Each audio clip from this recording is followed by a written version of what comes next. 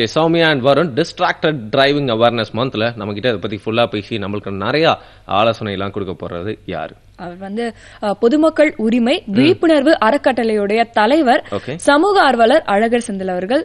Thank you so much Thank you so much for coming. Sir, நீங்க என்ன பண்றீங்க அப்படிங்கறத கொஞ்சம் சுருக்கமா சொல்ல முடியுமா? எஸ், நான் இந்த மார்க்கெட்டிங் ப்ரொஃபஷனில் ஒரு 18 வருஷம் இருந்திருக்கேன். மார்க்கெட்டிங் ப்ரொஃபஷனாலே மெயினாக நாங்கள் இந்த ஃபுல் அண்ட் ஃபுல் ஸ்ட்ரீட்டில் தான் நாங்கள் போகணும். அப்போதுலேருந்து ஸ்ட்ரீட்டுங்களை நிறைய அப்சர்வ் பண்ணி ஸ்டடி பண்ண ஆரம்பித்தேன்.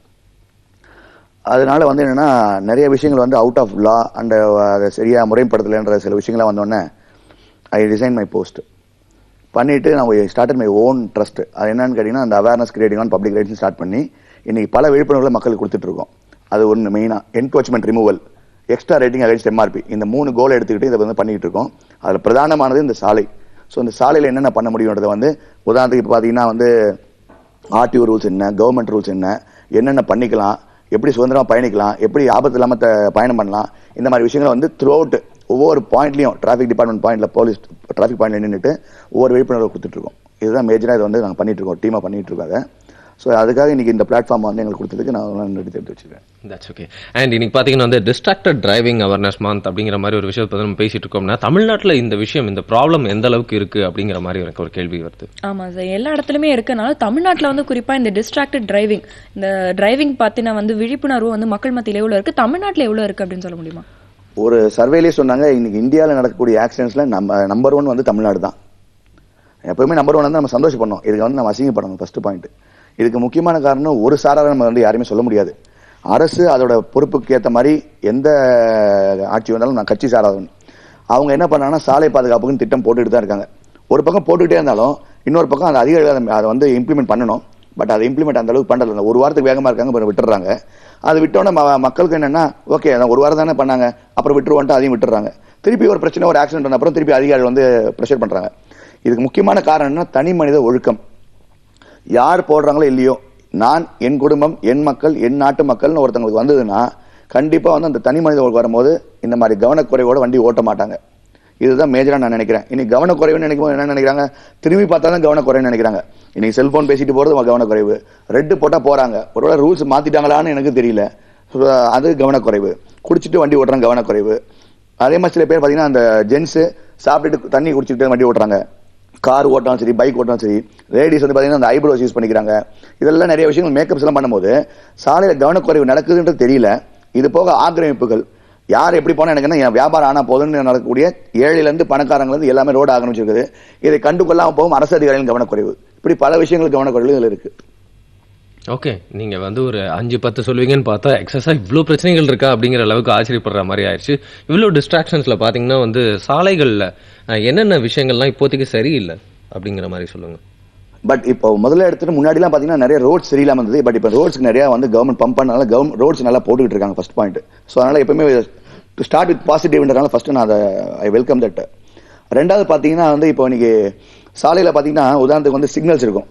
சிக்னல்ஸ் முதல்ல எரிஞ்சாதான் நிக்கணும், நிக்கக்கூடாதுன்ற ஒரு விஷயம் இருக்கும். பட் சிக்னலே ஒர்க் ஆகிறது இல்லை. அட்லீஸ்ட் அந்த சிக்னல் கழட்டி போட அந்த ஸ்பேஸா நமக்கு கிடைக்கும். 188 போட்டிருக்கோம். அந்த 188 கடைசி வரையும் 188, நைட் வரையும் 188 தான் இருக்கும். அது கிரீனா ரெட்டா மாதிரி தெரியாது. ஸோ இதெல்லாம் மக்கள் குழப்பம் அடைகிறாங்க. அப்போ அந்த சிக்னலுக்கு யாருக்கு கான்ட்ராக்ட் கொடுத்தாங்களோ அந்த கான்ட்ராக்டர் ரொட்டீன் பேசிஸ்ல அவன் ரிப்போர்ட் கொடுக்கணும். இந்த இதுக்கு நாங்க போனோம். அந்த கான்ஸ்டபிள்ஸ் டெய்லி எங்களுக்கே சில கான்ஸ்டபிள்ஸ் ஃபோன் பண்ணி சொல்லுவாங்க, சமூக சார் இந்த இடத்துல சிக்னல் ரொம்ப நாள் ஒர்க் பண்ணல, நான் சொல்லிட்டோம் நடக்க மாட்டேங்குது சார்னு. நாங்க இன்டர்ன் அவங்களோட அத்தாரிட்டி யாரோ அவங்களுக்கு ஃபோன் பண்ணி அப்புறம் அந்த அத்தாரிட்டி ஹையர் அத்தாரிட்டி அவர் அந்த கான்ட்ராக்டர் ஃபோன் பண்ணி எதுக்கு இந்த மாதிரி கான்ட்ராக்டர் நம்ம கொடுக்கணும். ஸோ அந்த கான்ட்ராக்டர் இமீடியட்டா இன்னைக்கு இருக்க கான்ட்ராக்டர் யாருன்னு எனக்கு தெரியாது. பட் ஆனா சரியாவே அவங்க இயங்கல. ஸோ தயவுசெய்து இந்த கான்ட்ராக்டரை வைண்ட் அப் பண்ணி தூக்கி போட்டுட்டு நல்ல கான்ட்ராக்டருக்கு ரொட்டீன் ஷெட்யூல்ல பேசிஸ்ல அவங்க கொடுத்து இந்த சிக்னல்ஸ் சரி பண்ணாலே ஃபர்ஸ்ட் பாயிண்ட் சரியாயிடும். ரெண்டாவது பாயிண்ட், நீங்க நின்று பாருங்க, முன்னாடிலாம் இந்த காலேஜ் ஸ்டூடெண்ட்ஸ் தான் ஒரு கிரேஸ்க்காக வண்டி ஓட்டும் போது சிக்னல் வயலேட் பண்றது இதெல்லாம் பண்ணுவாங்க. இன்னைக்கு ஃபேமிலி ஒரு லேடிஸ் உட்காந்து குழந்தைங்களை வச்சிருக்கவங்க கூட அவங்க ஒரு 10 செகண்ட்ஸ் நிக்க முடியல, 20 செகண்ட்ஸ் நிக்க முடியல. அந்த ஆரஞ்சு போட்டு ரெட்டு போட்டோன்னு போறாங்க, ரெட்டு போட்டோன்னு போறாங்க, கிரீன் போட்டாலும் சில சமயம் போறாங்க, சில சமயம் நிக்கிறாங்க. இது என்ன மென்டாலிட்டின்றது தெரியல. மேபி அவங்களோட பர்சனல் ஸ்ட்ரெஸ்ஸா இல்ல என்னன்னு தெரியல. கூப்பிட்டு நம்ம கேட்டாலும் அவங்களுக்குலாம் அது பதில் சொல்ற அளவுக்கு பொறுமை கிடையாது. எதுக்கு ரெட்டு போடுறாங்க, எதுக்கு ஆரஞ்சு போடுறாங்கன்னா, இவ்வளவு தூரம் நீங்க டிராவல் பண்ணிட்டு வந்துட்டீங்க, ஒரு 10 செகண்ட்ஸ் அந்த பிரெயினுக்கு ஒரு ரிலாக்ஸ் கொடுக்கணும், அந்த படப்படத்துக்கு ரிலாக்ஸ் கொடுக்கறதுக்கு தான் சிக்னல் போடுறது. ரெண்டாவது பாப்புலேஷன் அதிகமாகிடுச்சு, இவங்க போகணும் அவங்க போகணுன்றதுக்கு தான் கான்செப்ட். பட் இன்னைக்கு என்ன ஆச்சுன்னா அதெல்லாம் மைண்ட் பண்ணல. என்னோட ஒர்க் எனக்கு முக்கியம், நான் அங்கே போயிட்டு இருக்கேன், அதனால இதெல்லாம் நான் மைண்ட் பண்ணலன்னு போறேன். அதே மாதிரி அந்த கான்ஸ்டபிள்ஸ் பார்த்தீங்கன்னா அந்த பாயிண்ட்ல நிற்கக்கூடிய கான்ஸ்டபிள்ஸ் தள்ளி போய் எங்கேயாவது நின்று ஒரு மரத்தடியில் போய் நின்றுக்கிறாங்க, இல்லை பேசிக்கிட்டு இருக்காங்க. ஸோ இது ஒன்றுமே பண்ண முடியல, பார்க்க கோவம் வருது. இதுதான் வந்து இன்னைக்கு இருக்க இஷ்யூஸ், மெயினான இஷ்யூஸ். ஓகே சார், மெயினான இஷ்யூஸ் என்ன அப்படின்னு சொல்லிட்டு வந்து ரொம்ப தெளிவா சொல்லியிருக்காரு. ஆனா சார் இப்போ வந்து நீங்க சொன்னீங்க இல்லையா, செல்போன் பேசிட்டே வந்து வண்டி ஓட்டுறது தான் வந்து ஆக்சிடென்ட்ஸ்க்கு அதிகமான காரணமா இருக்கு அப்படின்னு சொல்றீங்க. சில பேர்கிட்ட இந்த விஷயத்த சொன்னா, இல்லையே நான் தான் ஹேண்ட்ஸ் ஃப்ரீ போட்டுட்டு வந்து பேசிட்டு தானே ஓட்டுறேன், அதனால நான் வந்து என்னோட பெரிய டிஸ்டர்பன்ஸ் இருக்காது அப்படிங்கிற மாதிரி சொல்றாங்களே சார். ஹேண்ட்ஸ் ஃப்ரீயா செல்லான்றது கான்செப்ட் வந்து செகண்டரி. பிரைமரி வந்து என்ன விஷயம் நீங்க பேசுறீங்க. நீங்க ஒருவேளை கோவப்பட்டீங்கன்னா அவங்க ஆக்சிடென்ட் வேகமா அழுத்திடுவீங்க. உங்க வீட்டில் ரொம்ப ஒரு பிரச்சனை, டென்ஷன் ஆயிடுச்சு, ஏதோ ஒரு டெத் இல்லை ஒரு ஆக்சிடென்ட் இல்லை ஏதோ ஒரு ஹாஸ்பிட்டல் ப்ராப்ளம் சொன்னா இமீடியட் அந்த சோகரில் நீங்க என்ன பண்றீங்கன்னு தெரியாது, முறுக்கிடுவீங்க, இல்லை ஸ்லோ பண்ணிடுவீங்க, இல்லை நின்றுவீங்க. அந்த இடத்துல பின்னாடி வர வந்து உங்களுக்கு இடிக்கலாம். நீங்க பண்ண தப்புக்கு யாரோ ஒருத்தர் எதுக்கு ஃபைனலைஸ் பண்ணணும், இது ஒரு கான்செப்ட். செல்போன் பேசிட்டே வண்டி ஓட்டும் போது ஒரு காலேஜ் ஸ்டூடெண்ட் நிறுத்துறேன், தம்பி கொஞ்சம் நிறுத்துங்க அப்படின்றேன். ஏன்னா ஒவ்வொரு பாயிண்ட்லையும் வந்து நிறுத்திட்டு என்னன்னா கூட அந்த டிராஃபிக் போலீஸ் டிபார்ட்மெண்ட் சப்போர்ட்டோட தான் நிறுத்துறோம், நம்மள தனியாக போய் நிறுத்துறது கிடையாது. அந்த பாயிண்ட் போலீஸ் சொல்லுவேன், சார் செல்போன் பேசினாலும் அந்த நம்பர் கொஞ்சம் நிறுத்தினேன். நிறுத்தினோன்னா அவர் என்ன பண்ணாரு, அந்த ரெகுலேட் பண்ணுறது அங்கே போறாரு. நான் கேட்டேன், தம்பி உங்கள்கிட்ட ஒரு 2 minutes பேசணும். என்ன அப்படின்னாரு, உங்க செல்போன் பேசினே வண்டி ஓட்டக்கூடாது, சிக்னல் தாண்டி செல்போன் பேசிட்டு வண்டி ஓட்டுறீங்க உங்க அப்படின்னா, நீங்க என்ன ஃபைன் போட போறீங்களா அப்படின்னாரு. இல்லைங்க, உங்களுக்கு உங்க அப்பா அம்மா இருக்காங்களா அப்படின்னு. இங்கே இருக்காங்களா அப்படின்னு. ஏன் எங்க அப்பா அம்மா கம்ப்ளைண்ட் பண்ண போறீங்களா. ஸோ என்னன்னா அடுத்தடுத்து அவங்க வந்து தடுக்கணும்னு நினைக்கிறாங்க தவிர, நான் சொன்னேன் ஒரு 2 minutes நான் பேசிடுறேன். உங்க அப்பா அம்மா எங்க இருக்காங்க. ஜஸ்ட் ஒரு இமேஜின் பண்ணுங்க, உங்க அப்பா அம்மா வந்து எனக்கு ரெட் போட்டுருக்குன்ற தைரியத்தில் ரோட வந்து அவங்க கிரீன் போட்டு கிராஸ் பண்ணணும்னு நினைக்கிறாங்க. அப்படி இருக்கும்போது நான் செல்போன் பேசிட்டே வந்து சிக்னல் தாண்டி வேகமா வந்து அவங்க இடிக்கல, பிரேக் போட்டு நிக்கிறேன், அவங்க கீழே விழுந்துடுறாங்க. அந்த அதிர்ச்சியில நீங்க என்ன பண்ணுவீங்கன்னு கேட்பேன் அப்படின்னாரு. நான் உங்களை சொன்னதுக்கே வந்து உங்களுக்கு அவ்வளவு முறைச்சு திட்டினீங்கன்னு, இப்ப இவ்வளவு சொன்னதுக்கு இப்ப நீங்க வந்து நிக்கிறீங்க, உங்க அப்பா அம்மா கீழே வந்து அடிப்பீங்களா மாட்டீங்களா. கண்டிப்பா அடிப்பேனாரு. உங்க அப்பா அம்மா எங்க இருக்காங்க. வீட்டுல இருக்காங்க. அப்ப எத்தனை பேரோட அப்பா அம்மா இருக்காங்க, மூட்டு வழியில் நடக்கிறவங்க இருக்காங்க, சுகர் பேஷண்ட் இருக்காங்க, பிபி இருக்காங்க, ஹார்ட் பேஷண்ட் இருக்காங்க. அப்ப ஏன் அதை யோசிக்க மாட்டீங்கன்னு ரியலிஸ்ட் இமீடியட்லி சாரி சார் நான் முடிஞ்ச பண்ணேன்னு சொல்லிட்டு இன்னைக்கு சில இடத்துல அவர் அவேர்னஸ் கொடுத்துட்டு இருக்காரு. ஸோ இந்த மாதிரி அவேர்னஸ் வந்து எவ்வளவு பேர் கொடுக்க முடியும், இது கவர்மெண்ட்னாலையும் அந்த டிபார்ட்மெண்ட் அதிகாரினாலையும் கொடுக்க முடியும், இல்லைன்னா கஷ்டம். ஸோ இப்படி ஒரு இடத்துலையும் பண்ணிட்டு இருக்கோம். ஓகே, இது மாதிரி கவனம் இல்லாம வண்டி ஓட்டுறதுனால மட்டும் நிறைய ஆக்சிடென்ட்ஸ், நிறைய விபத்துக்கள், இது மாதிரி நிறைய பிரச்சனைகள்லாம் ஏற்படுது, அது மட்டும் தான் ஒரே காரணம் அப்படின்னு நீங்க சொல்றீங்களா? அது மட்டும் சொல்ல முடியாது. இன்னைக்கு மெயினா இன்னொரு பாயிண்ட் நம்ம ஆரம்பத்தில் ஒரு கோடிட்டு காமிச்ச ஒரு விஷயம் என்னன்னா ஆக்கிரமிப்புகள். இன்னைக்கு சென்னை தமிழ்நாட்டில் யாராவது ஒருத்தர் எந்த கட்சியாக இருக்கட்டும் இல்லைன்னா எந்த டிபார்ட்மெண்ட் அதிகாரியாக இருக்கட்டும், அவங்க தயவுசெய்து நான் அவங்களை சேலஞ்ச் பண்ண ஒரு விஷயம் என்னன்னா, சாலையில் ஆக்கிரமிப்பு இல்லையா.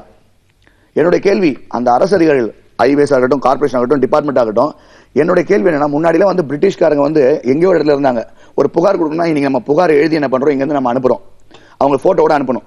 இன்னைக்கு அதிகாரிகள் உங்க வீட்டுல இருந்து இங்க தானே கிளம்புறீங்க. வீட்டுல எனக்கு ஒரு டவுட் என்ன, வீட்டுல இருந்து கிளம்பும் போது கண்ணை மூடிட்டு கிளம்புறீங்களா, நேரம் ஆஃபீஸ் போயிட்டு சைன் பண்ணிட்டு திருப்பி அங்கே கண்ணை மூடிட்டு வீட்டுக்கு வந்துடணும். அப்போ உங்களுக்கு என்னன்னா இதெல்லாம் கவலை இல்லை, யார் பண்ணா கவலை இல்லை. உங்களுக்கு என்ன பிரச்சனை, அந்த சங்கம் வந்துடும், அந்த இயக்கம் வந்துடும், அந்த பிரச்சனை வந்துடும், லோக்கல் கவுன்சிலர் வருவாரு, இல்ல மினிஸ்டர் வருவாரு, எம்எல்ஏ வருவாரு. ஏன் வர, நீங்க ஒரு மீடியா சப்போர்ட் இருக்கு, எடுத்துக்கங்க, கிளியர் பண்ணுங்க, திருப்பி எவ்ரி ரொட்டீன் பண்ணுங்க. இன்னைக்கு பெரிய பெரிய கட்சி ஆஃபீஸ்லயும் இல்லைன்னா பக்கத்தில் இருக்க பெரிய பெரிய கவர்மெண்ட் ஆஃபீஸ்லயும் பாத்தீங்கன்னா ஆக்கிரமிப்பு இருக்குது. பிளாட்ஃபார்ம்ல ஃபுல்லா ஆக்கிரமிப்பு. கேட்டா ஒரே ஒரு மந்திர வார்த்தை, என்ன மந்திர வார்த்தைன்னு தெரியுமா உங்களுக்கு, நாங்க ஏழை வாழ்வாதாரம் என்னங்க அப்படின்றாங்க. முன்னாடி தமிழ்நாட்டில் அவங்க பண்ணாங்க. இன்னைக்கு இன்னொரு விஷயம் என்னன்னா, ரொம்ப ஒரு சென்சிட்டிவான அலார்மிங் இஷ்யூ, பீகார்ல இருக்க அத்தனை பசங்களும் இன்னைக்கு வந்து தமிழ்நாட்டில் தடை செய்யப்பட்ட போதைப் பொருட்களை வித்துட்டு இருக்காங்க. தடை செய்யப்பட்ட போதைப் பொருட்கள் விற்கும் போது ஃபுட் சேஃப்டி டிபார்ட்மெண்ட்ல போய் நான் சொல்லி கமிஷனரையும் பேசி ஒரு எஃப்எஸ்ஓ ஒரு இடத்துல அனுப்புறாங்க. அந்த எஃப்எஸ்ஓ காஞ்சிபுரம் டிஸ்ட்ரிக்ட்ல இருக்கிற எஃப்எஸ்ஓ வந்து எனக்கு சொல்லி டேரக்டா அதை கிளியர் பண்ணுங்க சார், இந்த மாதிரி இவங்க எல்லாம் ஆக்கிரமிப்பு பண்ணிருக்காங்கன்னு சொன்னா, தடை செய்யப்பட்ட போதைப் பொருட்கள் இது வந்து கவர்மெண்ட்டுக்கு அகைன்ஸ்ட், நம்ம தமிழக இதுவே தடை செய்யப்பட்டிருக்காங்க, முதல்ல சொல்லியிருக்காங்க தடை செய்யணும்னு. அப்படி சொன்னா அவங்க என்ன பண்ணிருக்காங்க, வேற ஒரு கட்சி இடத்துல சின்ன மளிகை கடையில் போயிட்டு ஏதோ ஒன்று ரெய்ட் பண்றன்ற பேர்ல ரெய்ட் பண்ணி என் பேரை அங்க போட்டு கொடுத்து எங்களுக்குள்ள சண்டை வர வைக்கிறாங்க. அப்ப என்ன பண்ணுவாங்க, அந்த கட்சிக்காரன் அடிப்பாங்க. அடிச்சா இவரன்னா பீகார் ஆளுங்க கிட்ட வாங்க வேண்டிய காசை வாங்கிட்டு அவர் போயிடலாம்னு நினைச்சிட்டு இருக்காரு. இப்படி அரசியல் வந்து சமூக 1-2 பேர் வெளியே வராங்க. இப்ப யாராவது புகார் கொடுக்க முன் வருவாங்களா, வரமாட்டாங்க. ஏன்னா இந்த மாதிரி ஆச்சுன்னா எப்படி வருவாங்க, வரமாட்டாங்க.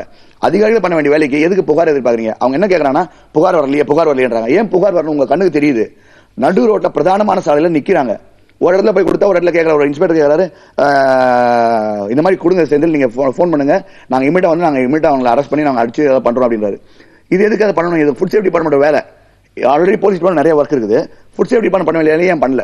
நீங்க சொல்லியிருந்தீங்க என்னதான் இருந்தாலும் நம்ம கிட்ட இருக்க கவனக்குறைவு காரணம் இப்போ வந்து ஃபோன் பேசிட்டு இருக்கும்போது கோவத்தில் வந்து ஆக்சிலேட்டர்லாம் அழுத்திடுவாங்க அப்படின்னு சொன்னார் இல்லையா. பட் மைண்டில் தானே இது எல்லாமே பேசிக்காக ஆரம்பிக்குது. நம்மளோட ஸ்ட்ரெஸ் நம்மளோட மைண்ட் செட் எல்லாமே இப்போ ஆஃபீஸ் போகும்போது ஏதாவது ஒரு பிரச்சனை நினச்சிட்டு குழப்பிட்டே வண்டி ஓட்டிக்கிட்டே இருந்தா அது கண்டிப்பாக டிஸ்ட்ராக்ட் பண்ணும் இல்லையா நம்ம ஆமா மைண்ட். சார், நீங்க வந்து தனி மனித ஒழுக்கம் அப்படின்னு சொன்னீங்க இல்லையா. ஏன்னா எல்லாருமே பாத்தீங்கன்னா வீட்ல இருந்து கிளம்பும் போது ஏதோ ஒரு மென்டாலிட்டியில வந்து கிளம்புறாங்க. சந்தோஷமா கிளம்புறவங்க வந்து கொஞ்சம் பேரும் இருக்காங்க, கோவமா கிளம்புறவங்களும் இருக்காங்க. அந்த கோவத்துல என்ன பண்றாங்கன்னா வந்து வண்டி வந்து கண்ணா பின்னான்னு ஓட்டுறவங்களும் இருக்காங்க. அதனாலேயே வந்து டிராபிக்கை வந்து அவங்க பொருட்படுத்தாம வந்து ஓட்டுறவங்க அது இருக்காங்க இல்லையா. காலையில எப்படி இருக்கும் மைண்ட் செட். ஆமா, அதனால இதை வந்து எப்படி வந்து கட்டுப்பாட்டுக்குள்ள வச்சுக்கணும்னு சொல்ல முடியும். இல்ல நான் முதல்ல சொன்ன மாதிரி தனி மனிதனா ரியலைஸ் பண்ணாத ஒழிய எதுவும் பண்ண முடியாது ஃபர்ஸ்ட் பாயிண்ட். அப்படி இல்லைன்னா இன்னைக்கு கவர்மெண்ட் வந்து இந்த செல்போன் டிரைவிங் லைசன்ஸ் ரத்து இல்ல, நான் டிராபிக் டிபார்ட்மெண்ட் ஒரே ஒரு கேள்வி கேட்கறேன், இல்ல ஆர்டிஓ டிபார்ட்மெண்ட் ஒரு கேள்வி கேட்கறேன், எத்தனை லைசன்ஸ் ரத்து பண்ணிருக்கீங்க? அப்ப நீங்க லைசன்ஸ் ரத்து பண்ணனா நீங்க வேலை செய்யலையா? இல்ல லைசன்ஸ் ரத்து பண்ணனா இப்ப செல்போன் யாரும் ஓட்டலன்னு சொல்றீங்களா? நான் ரீசெண்டா சிஎம் செல்லுக்கு ஒரு பெட்டிஷன் போட்டேன். என்ன போட்டேன்னா செல்போன் டிரைவிங் அதிகமாயிட்டு இருக்கு, உங்க அதிகாரிகள் வந்து செக் பாயிண்ட் வச்சு கண்டக்ட் ரைட் பண்ணுங்கன்னு சொல்லிட்டு இது மாதிரி சொன்னேன். அதுக்கு வந்து ஒரு நல்ல ஒரு ஐபிஎஸ் படிச்ச ஒரு அதிகாரி ஒரு பதில் போட்டிருக்காரு. We are conducting drive in T Nagar. புத்திசாலி ஆபீசரே, நான் உங்களை ஒரே ஒரு கேள்வி கேட்கிறேன், நீங்க டி நகர்ல மட்டும்தான் செல்போன் பேசுறாங்கன்னு சொல்றீங்களா இல்ல டி நகர் வாசிகள் செல்போன் பேசுறாங்கன்னு சொல்றீங்களா? இதனால மக்களோட வாழ்க்கை பாதிக்குது. ஒருத்தர் கேட்ட செல்போன் பேசுறாங்க என்ன சார் பாதிக்குதுன்னு ஒரு பையன் என்ன கேட்டாரு.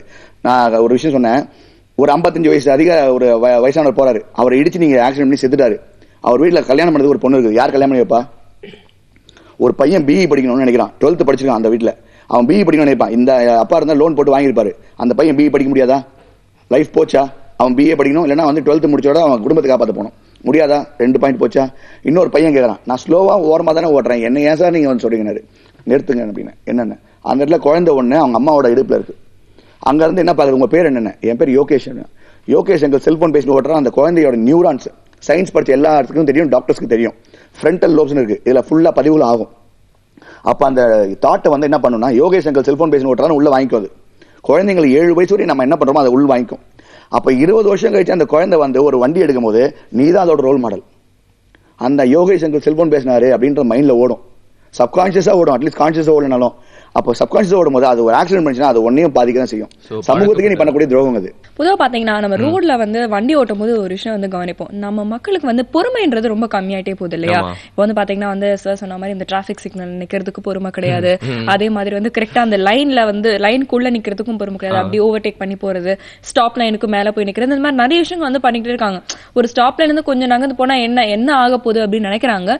ஆனா ஒரு சின்ன விஷயத்துக்கு வந்து ஏதோ பெரிய எஃபெக்ட் வந்து வரலாம் இல்லையா. அந்த பட்டர்ஃப்ளை எஃபெக்ட் வந்து கேள்விப்பட்டிருப்பீங்க. அது மட்டும் இல்லாம பாத்தீங்கன்னா கொஞ்சம் தான் கேப் இருக்கும் இந்த பஸ்ஸுக்கும் காருக்கும் நடுவில். இந்த 2 வீலர்ஸ் எல்லாம் பாத்தீங்கன்னா சூப்பரா ஜிக்ஸாக்கா போயிட்டே இருப்பாங்க. அது என்ன வந்து வீட்டுல வீடியோ கேம் விளையாடுற மாதிரி அவங்க அசால்ட்டா போயிட்டே இருப்பாங்க. பட் ஒரு சின்ன ஒரு தப்பு நடந்துச்சுன்னா கூட என்ன ஆகும் அப்படிங்கறத பத்தி யோசிக்கவே மாட்டாங்க. அவங்க மட்டும் இல்ல மத்தவங்களுக்கும் பாதிப்பு ஏற்படும் அப்படிங்கறத பத்தி யோசிக்கவே மாட்டாங்க இல்லையா. நம்ம நிறைய விஷயங்கள் வந்து நம்ம பேசிக்கிட்டே இருக்கணும், நிறைய கிட்ட தெரிஞ்சுக்கலாம். புதிய FM ஸ்டேஷன்ல இது இனியவை.